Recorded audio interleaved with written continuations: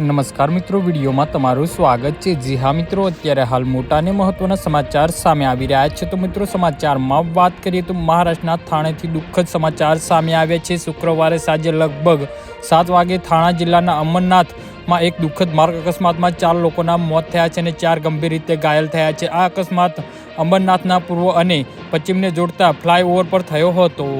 જી હા મિત્રો, અત્યારે હાલ મોટા અને દુઃખદ સમાચાર સામે આવી રહ્યા છે।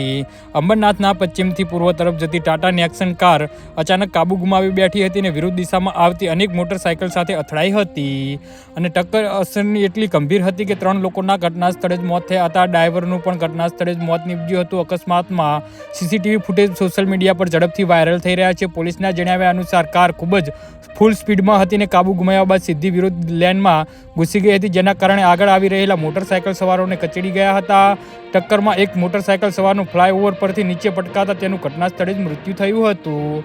જી હા મિત્રો, તો આના વિશે તમારું શું કહેવું છે તો નીચે મારી કમેન્ટ બોક્સમાં જરૂરથી જણાવજો અને મારી યુટ્યુબ ચેનલને સબસ્ક્રાઈબ કરવાની ભૂલતા નહીં। ધન્યવાદ।